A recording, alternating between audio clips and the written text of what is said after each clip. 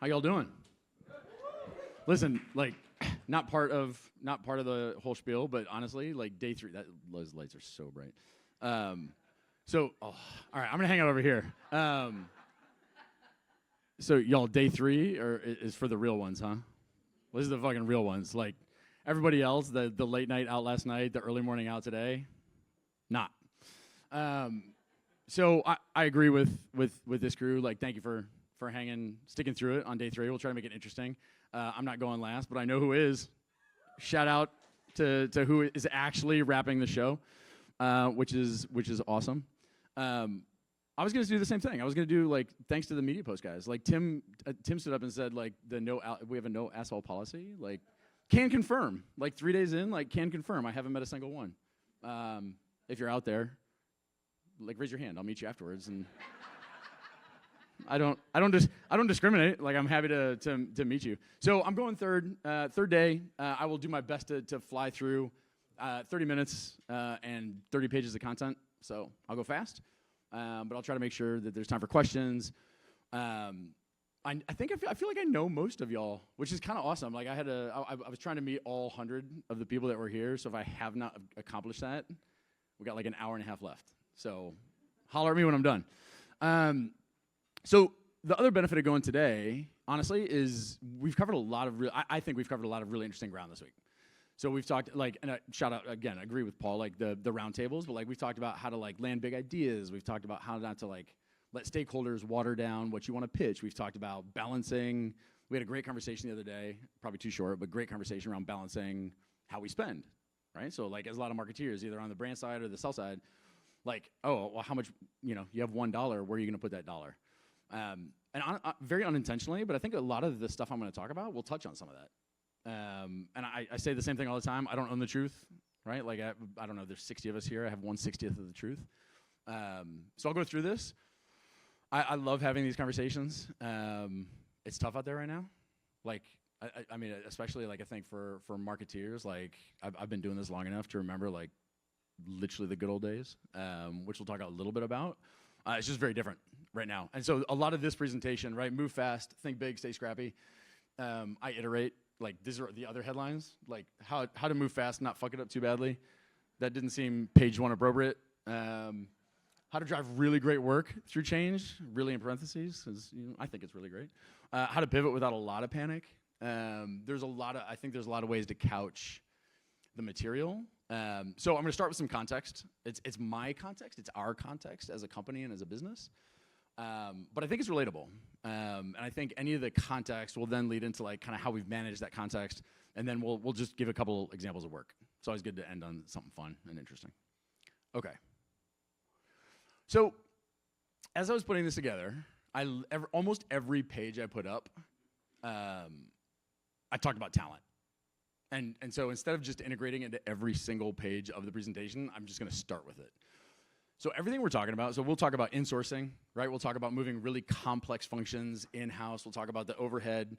We'll talk about not paying agencies. We'll talk about like all the complexities. There's upsides and downsides. I could just stop the presentation here, right? For any hiring managers, for anybody who actually builds a team, like hiring the right people, and I think was it Jack Welch? He said we hire talent and we rent experience.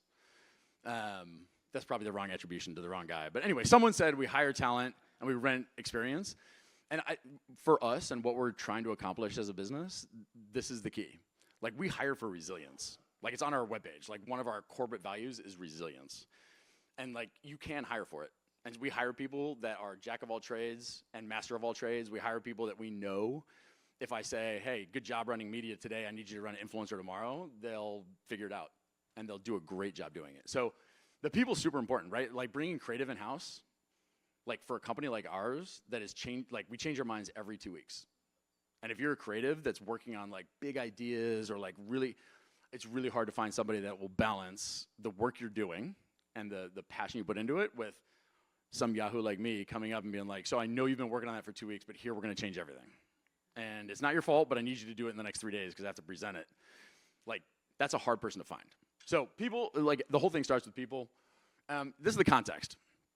So for us as a business, our context is rapid growth, dynamic category, and what I think the context for everybody. I need my coffee. I think the context for everybody, like what we'll call the new marketing reality. And I'll talk through all three of these, but like rapid growth, you could go both ways. It could be like also a rapidly declining category, right? What does that mean? I mean, what got you here won't get you there. And when you're in an incredibly rapidly growing category, like what worked 3 months ago doesn't work now, right? Like growth outpaces structures, growth outpaces people, growth outstructures processes. And it's really interesting as you like watch a company evolve. And again, I think it goes the other way too, right? If you're in a declining category, like stasis is clearly death, right? Dynamic category, like the at least in I'll just talk about the energy category, like the puts and takes in energy over the last 5 years have been incredible. And we'll just talk about like what that does, right? New entrants, new formulas, new consumers, right? And people like ditching coffee and coming into a category. What are they looking for? Like implications of health benefits, what people are like, what they want in the formulas. So we'll talk about that. And then we'll talk about the new marketing reality, which is just tough. Like there's no answer here. I think it's worth illustrating. And again, because the punchline of a lot of this is taking control of a lot of the functions and a lot of the creative and a lot of the process. But this is what's driving it for us. Okay, so this is my carefully plotted out Excel graph that I imported to PowerPoint. And Kate actually stole it from me, but I was going to give a shout out to Chad and Mike. Like Mike literally asked for my deck a week ago. I started building my deck 5 days ago. I brought it in this morning an hour before, and somehow they both got it up. So they already gave a shout out to Chad and Mike, but like listen, like 7:30 a.m. heroes, like they do exist. So this has been our last 3 years. Like 3 years ago, over the last 3 years we've doubled our workforce. So we've hired well over 200 people, and we've doubled our revenue, more than doubled our revenue. And so that's awesome. I mean, great, yay. Like, yay us, right? I'm a shareholder. Like, it's incredible, right, for us, for our people. But also, like, 2X you 2X everything, right? And I think this is a little bit of what we talk about a lot, right? So I run product, I run marketing, and I run growth. So across each one of those, 2Xing your workforce is great, except you also 2X your operational complexity, right? We had a roundtable about like managing stakeholders. You 2X your workforce, you're going to 2X your stakeholders. So 3 years ago, we could sit in a room and be like, cool, there's 3 people here, we all agree, yes, let's go do it. It gets a lot harder when it's 6, right? And when you 2X your revenue, you're 2Xing your products, your SKU count, you're 2Xing your distribution. You're like, it's a lot.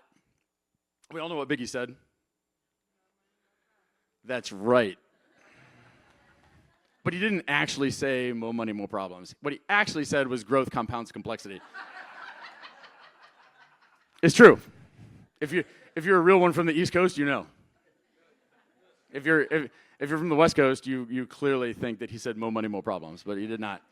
And the whole point of the whole point of this context, right, is like business can outgrow models.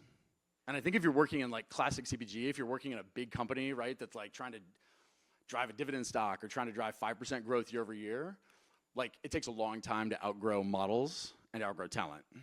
If you are doubling your revenue on an already sizable base over 3 years, my model's outdated twice a year. So like twice a year, like I'm going to my team, go back to resilience, right? Not twice a year, but like very regularly, I'm going back to my team and saying, cool, so we're gonna restructure our go-to-market. And I need you to do this, and I need you to do this, and we're gonna have to we gotta cut 3 months off of this. We have a new distributor, and they actually work 18 months out. So it changes a lot. All right, dynamic category, or growth. Okay, we're in a really dynamic category. I think a lot of people do. That's awesome. In 2020, these are the top 5 brands in the category, and 5 years later, Monster and Red Bull remain at the top. Full sugar, don't drink it, it's terrible for you. C4 is great. Bloom is also pretty good, just FYI. I heard, someone told me. But like, that's 3 of the top 5 brands have changed in 5 years. Like, it's wild, right? It's a $25 billion category. And to have 3 of the top 5, and the next 5 brands on the list, like below the podium, are equally different, right? So this is again, it's an incredibly exciting, fun place to be in marketing, in product, or in digital and growth. But what it does, like every time there's a new entrant and disruptor, I mean, I think I read a stat that's like 3,000 new beverage SKUs are launched every year, and within 2 years, 90% fail. But whenever they come in, they mess everything up, right? Like they're spending money in your channels, they're sponsoring the things you want to sponsor, they're signing your athletes, they're sponsoring, right? They're signing your influencers because they're coming and making it go. You have new disruptors, right? You have an evolving consumer base. So I have a slide next that shows like where the growth in the category has come over the last 5 years. Growth right now in the category is coming from 25 to 35-year-old women. Like that's where the growth is coming from, right? But that was not the case 10 years ago. It was not the case 5 years ago. So when you have an evolving consumer base, if you're, again, go back to like evolve immediately, right? Like you're trying to survive, you're trying to move forward, you have to change what you're doing. Tactics, spend, and messaging all change. Right? Like how we talk about products has to change. Like how we message the consumers has to change, right? If the zeitgeist shifts and people are looking for healthy options, if you don't have a healthy option, then what are you going to do? You can't just like not grow anymore. You can't just say, cool, we had a great run. Like sign me up and, ideally someday I'll call in rich, but it's not today. And then differentiation, disruption, adaptation, that's like survival.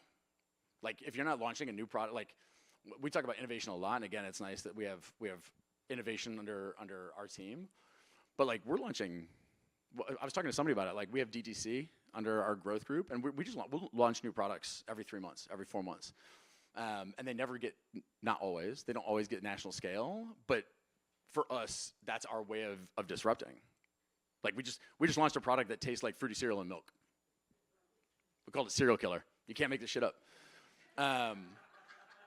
And try it. It's amazing. But that's part of the game, right? Product is 80% of marketing. And so for us, like pushing this stuff out there, whether it never goes into national distribution or not, it doesn't matter. All right. So this is what the category looks like. So underneath this is what we call the legacy brands. So this is just the sources of growth. So Pink this is over the last 5 years. So Pink is a subset of brands that owned all the growth 5 years ago. Then you have Orange is another subset of brands.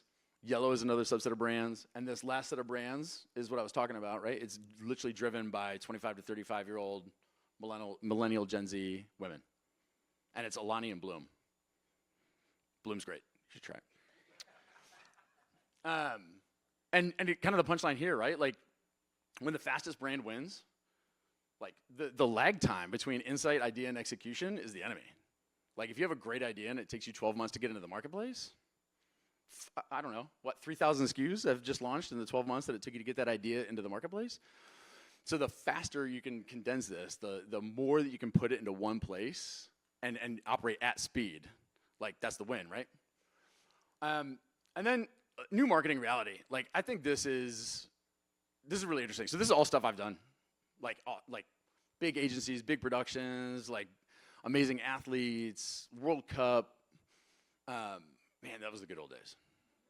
And some people have the good old days right now. Like I'm not saying it's not the way to do it, but each one of these, we'd spend millions of dollars, right? We'd work with the best agencies. We had an incredibly good time.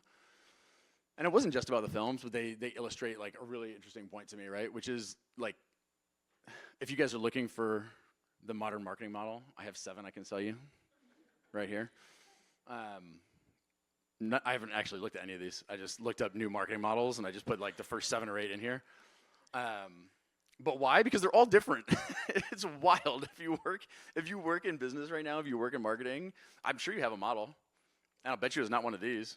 And I bet if you drew it up, that would be the 8th and 9th and 10th and 11th, right? So there's a lot of complexity in the world of marketing. There's a lot of we've talked about all the pieces, right? We've talked about fragmented attention, right? It's almost impossible to get someone's attention. It's not linear like it used to be. I think there's a great presentation from, was it Ian yesterday, right? That had the illustration of like, it used to be press, radio, and TV. Like the fragmentation of attention is real. Content is never enough. I can't remember who gave me this, but we were talking to a consultant, and they had the greatest quote, and there's like, you could literally dedicate every person in your organization to making content, and you still would not have enough content. I was like, wow, yeah, okay. And for anyone who's spending dollars, right, trying to make content, trying to fill channels, trying to like capture that fragmented attention, all the content's not enough content. Optimization is daily. Like we'll talk a little bit more about day trading budgets, but like set it and forget it is just not, I mean, man, maybe 15 years ago, maybe 20, like putting something into the universe and just watching it run for 3 months, that was awesome. But it's not even weekly optimization for us, right? Like it's daily. So how do you bring that close? Like how do you bring it into the organization? Performance marketing is always, creation is real time. Like creation ideation is a real time thing for I think, at least for us. And again, how we manifest that. Balance, it's a work in progress. I don't know. Like I thought that roundtable was really good too when we were talking about like how you balance it all. There's no real answer. That's probably why there were 45 people around that table trying to figure out like how to do the balance. So the whole point of all this, right, is bringing those functions in-house is I believe, right, I don't own the truth, right, but like it's a key competitive advantage, I think, for a business like ours. All right. So rapid growth, dynamic category, new market reality, like what you did this year won't work next year, right? Like what we talk about, what happened 6 months ago won't work today. So that's part one, dynamic category. As soon as you win, you change. Like there's no winning for us. Like we'll post a win, and then it's immediately like there's no finish line. It's immediately on to the next one. And the new marketing reality, at least for us, is do more, do it better, do it faster, and do it smarter. Like it's hard. Like it's hard out there. And I said so. Like take every advantage is kind of the whole purpose of that context. Okay. Michael Corleone did not say keep your functions close and your creative closer. Neither did my chief creative officer. But I thought his profile pic looked really funny on top of The Godfather, so I did it, and it's day 3, and listen, it's what you get, day 3. Especially if it's day 3 of like, 12 more days, Michael? You got this. So this is kind of the second section. Like, what are we doing about all that? Like, the context is really interesting, but this is kind of like what the last 3 years have looked like for us. So 3 years ago, we worked agencies for everything, right? And again, the workforce was smaller, the business was smaller. So like we worked with external creative agencies, production agencies, design agencies. We had like an army of freelancers, and it worked really well for us. There's no shade here, right? Like it worked really well, and it built an incredible business over the course of many years. But now we have internal rock stars. Like talent's a big thing, y'all. Like again, like finding and retaining talent is incredibly hard. And bringing that talent inside, like for us inside the company, coaching, giving them a vested interest in the outcomes, letting them have control over the inputs and the outputs, it's a lot different than going to even an amazing agency partner and saying, hey, like make this thing for us, and then we'll give you feedback. Doing it as a family is really important for us. Big productions versus like a nimble content engine, not enough content, all the content's not enough content. No measurement versus measure everything. I mean, it's funny, like we were talking about like the conversation around social. That's because there's a couple things that are outstanding around how we measure the impact this has for the business. But everything else we measure, everything. I'll talk a little bit more about that. We used to sign a lot of long-term contracts, right? So we'd sign partners to long-term contracts, multi-year contracts, talent to multi-year contracts. Now we're like, it's short-term commitments for everything. Like, and we'll talk a little bit more like about our talent structure and how we manage talent. But freeing up capital, which is the next one, right? We had locked up capital. Like we would start a year and all of our capital would be locked up. We'd build amazing annual plans. This is how we're gonna run the year. And then throughout the course of the year, if we got budget cuts, someone mentioned yesterday or the day before is Q4, budget cuts. If all your capital is locked up, you can't respond to the needs of the business, right? If all your capital is locked up, you can't respond when something happens in the universe that you want to tap into. Rigid plans versus flexible plans, sunk costs versus optimized deployment. So, like, what is all that? Like, what happened to do all that? Like, we took all these things and systematically over 3 years brought them into the company. We found awesome people and we brought them in and we hired for resilience and we said, listen, like, this is gonna be a hell of a ride, but if you want to be a part of this, like, we're on a growth trajectory and you can help us do it. We took media and brought it in-house, took design, and we still work with incredibly talented freelancers and everything else, but we built a big in-house design group. We brought our creative in, right? Started with Michael Corleone's other face, brought him inside. We brought production in-house, data and analytics. We'll talk a little bit more about. We'll go through some examples, and then talent influencer, and that was a big one. So we'll spend a little bit more time on creative and more time on talent influencer. Okay, so this is the jump-off point for kind of I don't know, the last lap of my 30 minutes. So this is another one of our values, like my words, but same intent, which is make high quality decisions at pace. And I've always thought that's a really, like, I love that. Like, I love that as a value, right? It sits right next to resilience, right? So if you have resilience, you're going to work through, you're going to like ride the ride, you're going to have a great time, you support each other. But this one is really, I love this one, right? You can't make high quality decisions slowly, right? You take all the time in the world, you analyze the insights. We just talked about that, right? Like the lag time between insight and execution is death. Like, I would argue for almost anybody, right? But especially for a category like ours. And the opposite is also true, right? Like, if you're just shooting from the hip and you're making decisions really fast, but they're not high quality, like, you're gonna pay for it. So this is an art and a science to this, right? Like making high quality decisions at pace. And in sourcing a lot, or in housing a lot of these functions, like speed and agility, I'll talk more about that, but how fast can we move?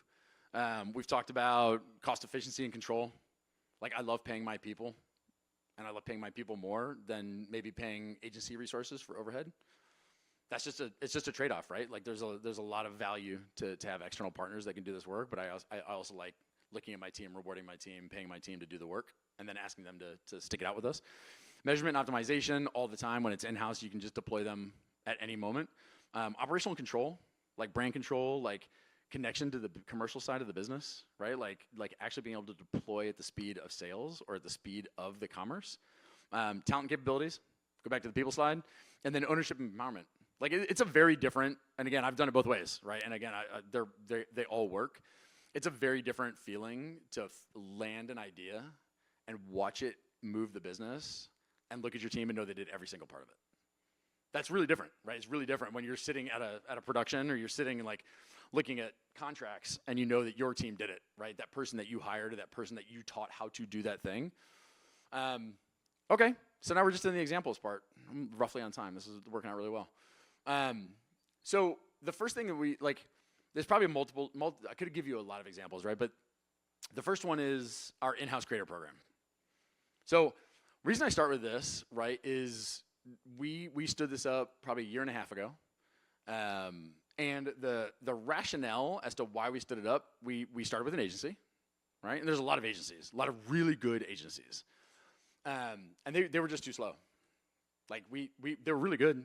Like, we actually really liked them. They were talented. They could find the talent we wanted. But we would literally call them on a Monday and say, I want to sign 50 contracts by the end of the week. And they'd be like, cool. So let me get back to you. And by the time they got the 50 contracts, we were like, we need a new agency. So on to the second agency. And the second agency was just too expensive. It was just really expensive. Like, we didn't feel like they were, like, negotiating. Like, we talk a lot in our company about giving away value. Like, our CEO does not like to give away value. So we felt like they were giving away value. You know, like, they would sign the contracts. They were really fast. They operated in a way that we really liked, and the quality was good. But every time we looked at it, we were like, man, you're giving away so much value. Like, we think we could do it better. So probably the single most used GIF in my Teams or in my Slack is my I should have gone back, and I wonder if I could have tracked that, what the most used GIF is. It's probably Ross, same pivot. Again, real ones to know. Trying to get that couch up the stairs if you live in New York, friends. Anyway. So our first version, and again, this kind of goes back to all, like, I'll try to illustrate all these different points, but like, the first version of this is literally, we got rid of the agency, and I said, okay, we have 2 weeks to stand this up. And so I picked somebody, like, a woman on my leadership team, and I said, we have 2 weeks to stand this up. She's like, I can't hire a team in 2 weeks. And I said, find people inside. Like, let's do internal recruitment. So we had, like, a community manager, we had a social strategy manager, we had a designer, and we literally put these 3 or 4 people into a room, and we said, on top of your jobs, it'd be great if you could help us, like, find creators, sign contracts, like, and get this creator program up and running. And they did, with a smile on their face, and again, resilience, right? Like, we had people who were like, cool, I will do your social strategy, and I'll design those point of sale, but I'll also stand up this creator program.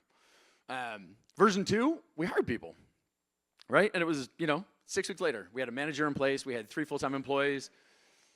Version 3, we had a director, we had a manager, we had some interns. The interns are awesome, right? And again, like, go back to empowerment and go back to, like, we have 3 people who are basically running this program. We work with 2,000 to 4,000 creators every month.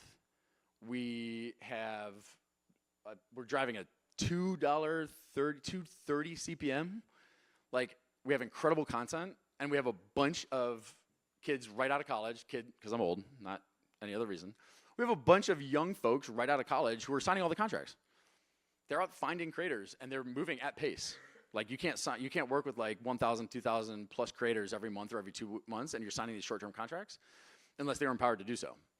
So we have this incredibly empowered, very young, awesome team that is out there like moving the business.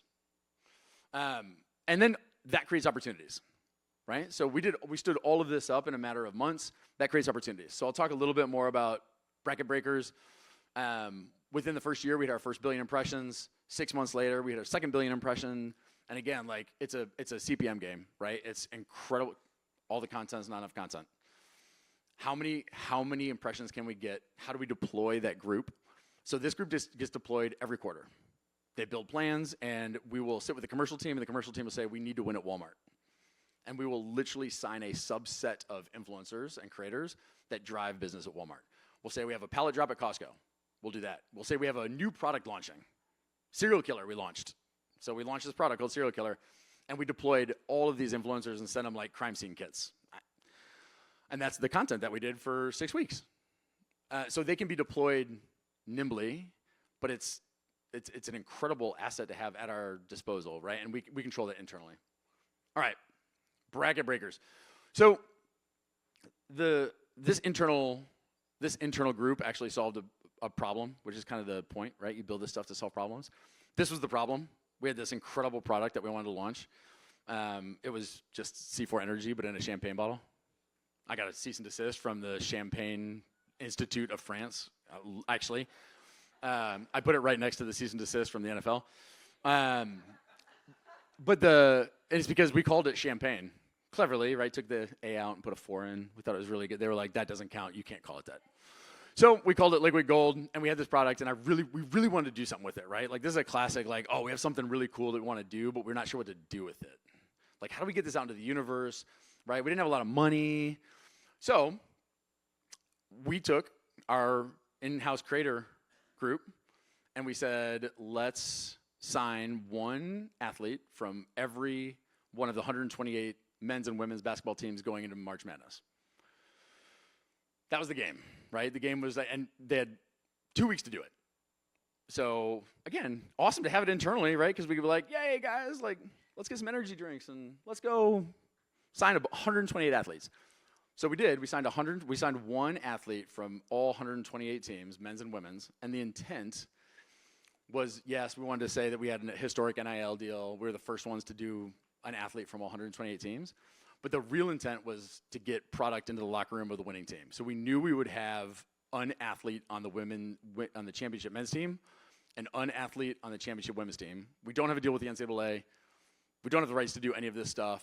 We just had a player on every team. So what happened was Florida won and Connecticut won.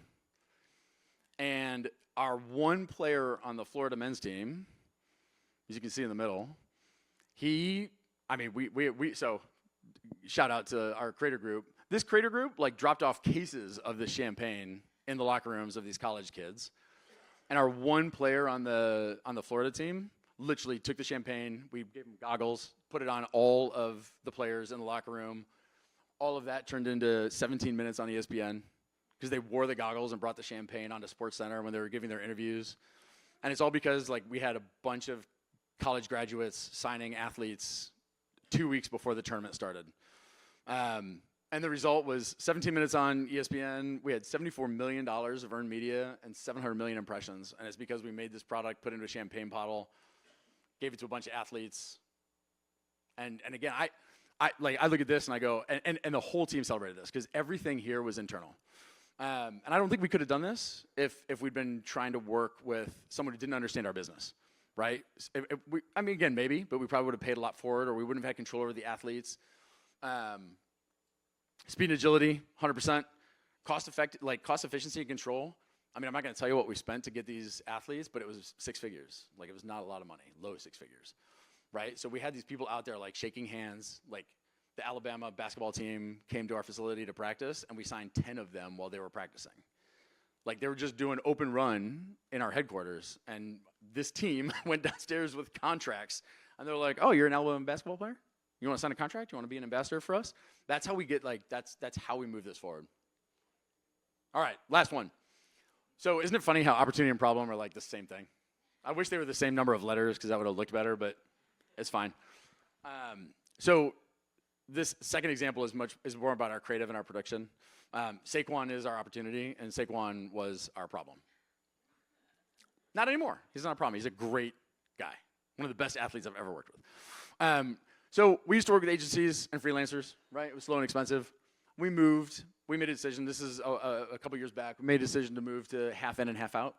So we started hiring people, but we're always, everyone's doing it. We're managing G&A. We're managing overhead. Then we just pulled the trigger and we said, hey, we want to bring our creative in-house, right? So we want at least like a core creative team that can own the IP, that can do the work. All that happened, and then we had an opportunity, and this opportunity was last summer, and the opportunity was to sign Saquon. And similar to some other people that presented this week, he called us, which is awesome, right? Those are the best kind of people. He uses our products.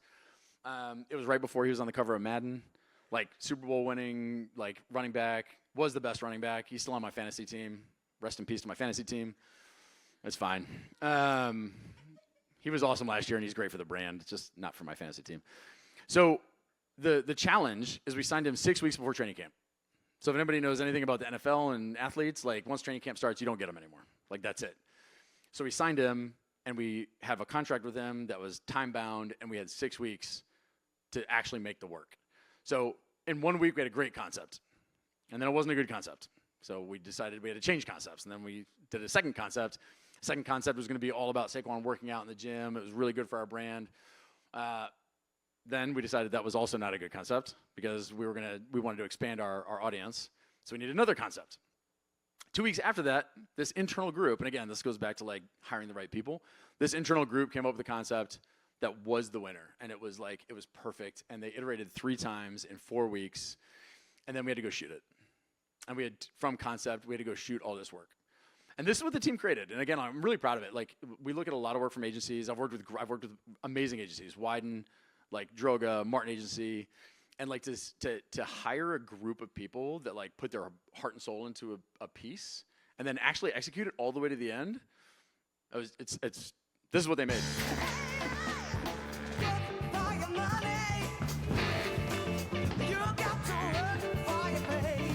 Sounds like one. You got to work every minute. You got to work every day. You got to work for your shelter. You got to work for your bread. You got to work for your children. Morning, Saquon. Morning, Mike. You got to work.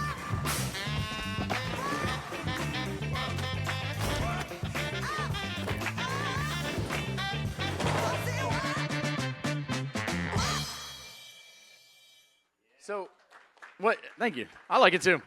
So what's amazing about that, like kind of going back to the whole purpose of this presentation, is we had this whole concept. We had no time to do it. The team was presenting it to me, and I was like, oh man, I really like that. I think that's going to work really well. And I was like, who are the people in it? And they're like, oh, we got to go with actors. We got to go with actors. And I was like, I don't know if I want to go with actors. Like, we're not really an actor brand. Like, we're kind of an authentic, like if you know brand. And so a week and a half before we shot this, don't you hate bosses like me? God, it's the worst. Like, actually, I felt so bad. I wanted to just write him an email and not tell him in person so I didn't have to look him in the eyes. And I was like, or instead of actors, which would be so much easier, why don't you go find real people? And I'm like, what? They're like, there's 15 people in this ad. And I was like, yeah, what if they're real, though? It'd be so much better. Like a real skier and a real bull rider and like a real lacrosse player. And like, wouldn't that be awesome? But again, then they went and did it. So a week before the production, they went and found they're all real people. Real flag football players going to the Olympics. The number one female bull rider in the world. They went and found a firefighter from the NYPD who came to Philly to shoot with Saquon. Like, and they're all real. And again, like, how's that possible? It's because we have an incredible group of people internally that took the orders and went, all right, I'll go find you an NYPD firefighter. And they found Mike Jones. It's great. And Mike came down, and then we went and shot content with all of them. So the same group that was shooting Saquon in Philly 3 days later, shot 15 more pieces of content. And they went and shot a bull rider. They went and shot a skateboarder, Dion in LA, and they went and shot. And that's the beauty of the campaign, right? And I think that's the beauty of the idea, and that's the beauty of owning all of this internally with the right people. And it doesn't matter if I like it. It doesn't matter if you like it. We also in-housed all of our data and analytics. So yes, we test everything. Someone asked about like, how do you feel about testing? We test everything.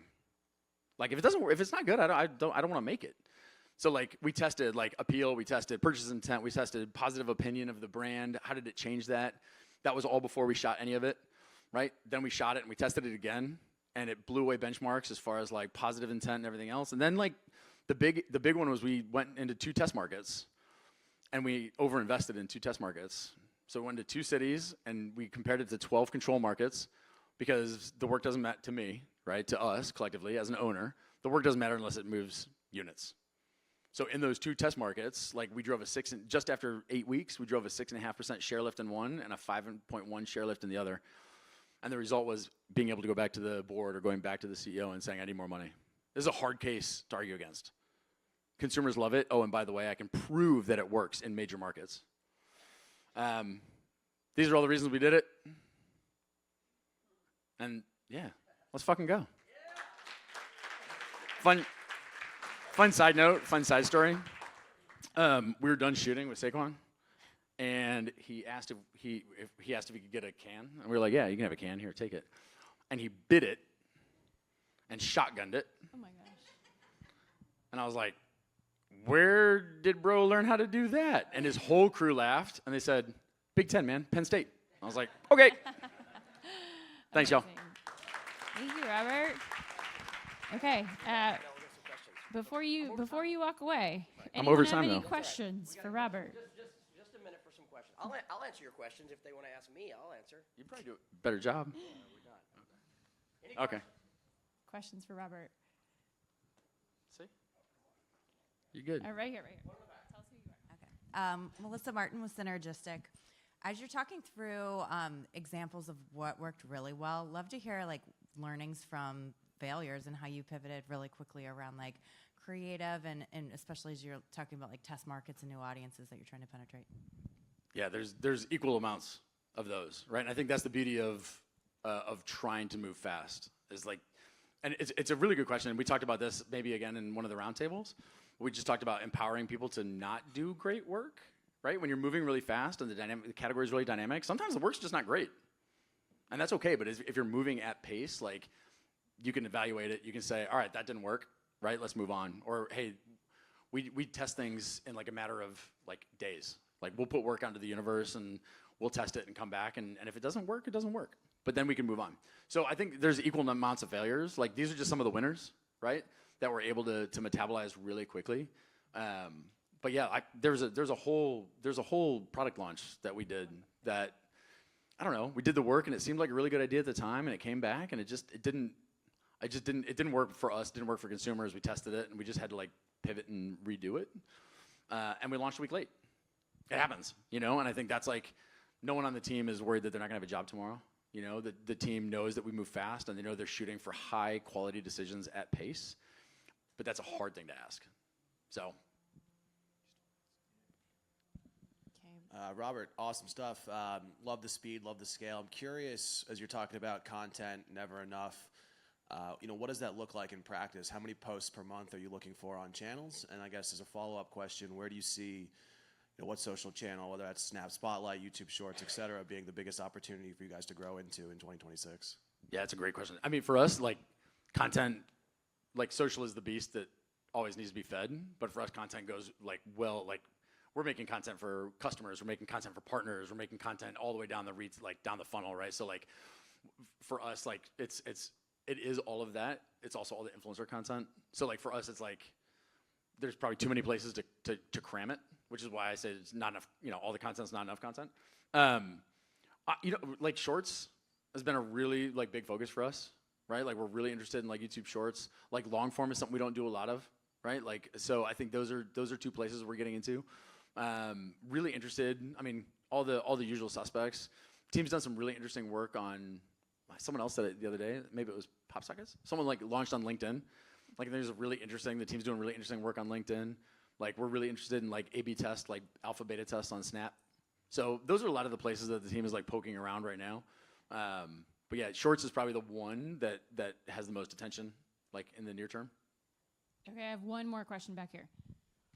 I'm Vanessa Royal. I'm the founder of Tilden. I also have Saquon on my fantasy team, so RIP. Commiserate. Curious, when you're hiring talent, how are you sussing out resilience? Is that something you're figuring out along the way, or are you testing for it, interviewing? Like, how do you figure that out? Yeah, and it's a great question. Not testing for it. I think a big part of it is, yes, we're figuring it out along the way, right? And honestly, a big part of it is like, and it sounds maybe pretty trite, but like, how badly people, we're pretty honest. Like, how badly do people want to be a part of this family, you know? And like, they're the people who really excel in this environment, like come into the interviews and they clearly want it. Like they love the fast pace, they love the dynamic nature of the category. They want to be like, we work with a lot of really interesting people, right? Really cool athletes and everything else. I mean, energy category is just fun in general. But yeah, like I'd say it's trial and error. We hit more than we miss. But yeah, there's some people, honestly, there's some people that we hire and after 3 or 4 months, they're like, wow, this is a lot. And you know, at that point, they're like, they decide to stick it out. And I'd like to say it always pays off for the ones that stick it out. But yeah, it's a good question. It's a lot of trial and error, but we're getting pretty good at it. We're getting pretty good at like sussing out like whether it's their experience, right? And it doesn't have to be like from like founder-led or like kind of entrepreneurial mindset, but that helps a lot. Thank you, Robert Zajac. Round of applause.